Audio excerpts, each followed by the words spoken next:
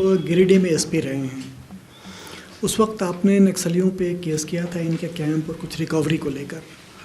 बाद में जब आप एडीजी में प्रमोट हो गए उस वक्त तक वो केस पेंडिंग था, इसकी क्या वजह रही? और एक दूसरी चीज़ मैं और आपसे जानना चाहूँगा, अभी आप दोनों ने टेरर फंडिंग पे बात की, तो टेरर फंडिंग के ख़िलाफ़ जब आपका अभियान शुरू हुआ था उस वक्त अंदाज से कितना फ़ंड इनको जाता था और आज उसमें कितनी गिरावट आई है इन टर्म्स ऑफ मनी, अगर बता पाएँ तो? देखिए, पहला जो आपका सवाल था तो गिरिडीह में जो केस क्यों पेंडिंग है, तो उसमें जो उस समय कभी भी कोई केस होता है तो जो नक्सल दस्तावेज मिलता है उसमें नक्सलियों के छद्म नाम होते हैं, जिसमें फलाना जी कुछ ना कुछ जी लिखा रहता है। अब ऐसे नक्सलियों का सत्यापन जब तक नहीं होता है कि ये जी लगाने वाला जो नाम है छद्म नाम से, कि ये वास्तविक रूप से कौन नक्सल है, और जब तक हम उन्हें पकड़ नहीं पाते तो केस प्रलंबित रहेगा। तो इस केस में भी इसी प्रकार से जब उस समय बंकर में दस्तावेज बरामद हुए थे और जो कांड दर्ज हुआ था पुलिस पदाधिकारी के बयान पर, तो इस प्रकार के नाम थे और इतने सालों के पश्चात भी उन नामों का सत्यापन अभी तक नहीं हो पाया।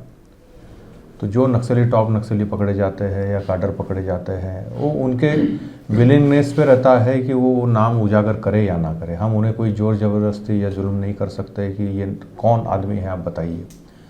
तो इतने सालों से वो नाम नहीं मिल पाए तो परिणाम था कि केस पेंडिंग रहा, क्योंकि बहुत महत्वपूर्ण केस था। उसमें नक्सली बंकर बरामद हुआ था, हथियार बरामद हुए थे, तो नेचुरली सब चाहेंगे कि इसमें जो नक्सली इन्वॉल्व है वो गिरफ्तार हो और न्यायिक प्रक्रिया का सामना उन्हें करना पड़े। जहाँ तक आपने लेवी के राशि का उल्लेख किया, इस पर कोई ऐसे ऑथेंटिक डॉक्यूमेंट हमारे पास नहीं है। जो नक्सल दस्तावेज बरामद होते हैं टुकड़े टुकड़ों में, इसमें इनके द्वारा जो लिखावट में हमें देखते हैं कि उसने कितना राशि कलेक्ट किया।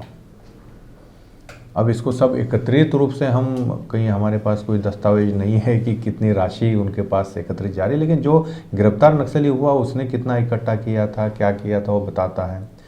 और अभी जो सरेंडर कर रहे हैं या अभी जो गिरफ्तार भी हो रहे हैं, उनके पास से भी जो दस्तावेज हमें रिकवर हो रहे हैं, तो हम निश्चित तौर पर कहेंगे कि अब इन्हें जो वास्तविक रूप से जो लेवी का प्रतिशत आज से 20 साल पहले था, उससे 10% भी फंडिंग अब इन्हें नहीं हो रहा है। बल्कि कुछ जगह ऐसी स्थिति है कि इनको खाने के लिए अनाज भी नहीं मिल पा रहा है। ग्रामीणों के घरों में जाके ये ज़बरदस्ती उनके घर में बनी हुई रोटी चावल दाल जो भी है मांग के खा रहे हैं। तो ये स्थिति उन पे आई है। वाकई अब उन्हें फंड्स नहीं मिल रहे हैं और ऐसी स्थिति रहेगी तो निश्चित तौर पर एक ना एक दिन इन्हें सरेंडर करना पड़ेगा। चाहे सरेंडर करे या गिरफ्तार हो, घर पे भाग जाएंगे तो गिरफ्तार हो जाएंगे या सरेंडर करेंगे, या फिर हम पे गोली चलाएंगे तो हमारा गोली से मुकाबला गोली का ही होगा। मेरा सवाल होमकर सर से है। सर, झारखंड पुलिस में लंबे समय से आईजी रैंक के अफसरों की कमी रही है। इसके बाद भी लगातार जो अफसर हैं केंद्रीय प्रतिनियुक्ति पर जा रहे हैं, तो इससे परेशानी हो रही है कामों में? देखिए एक मैंडेटरी रेशियो होता है केंद्रीय प्रतिनियुक्ति पर जाने का, और उस रेशियो के तहत ही राज्य सरकार क्लियरेंस देती है। अगर उस रेशियो से बाहर है तो राज्य सरकार क्लियरेंस नहीं भी देती है।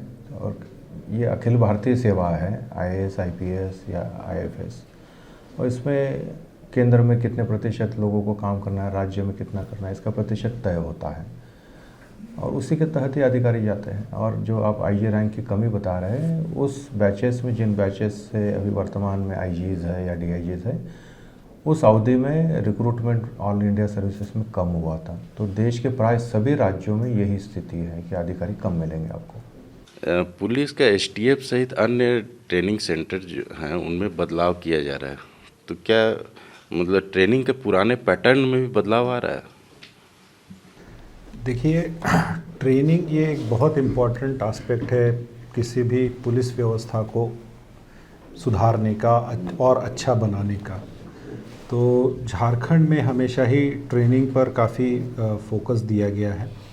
और जहाँ तक आपने जैसे एसटीएफ और अन्य जगहों की बात की, तो झारखंड में जो सीआईटी स्कूल्स भी है, चाहे वो नेतरहाट में हो, झारखंड जगवार में हो, मुसाबनी में हो, इनमें हमारे जो फोर्सेस है उनको जो नेशनल लेवल पे जो माने जाते हैं, जैसे कोबरा हो या अन्य जो फोर्सेस है, उनके इक्वल या उससे और अच्छा बनाने के लिए हमेशा ही ट्रेनिंग पे फोकस रहा है।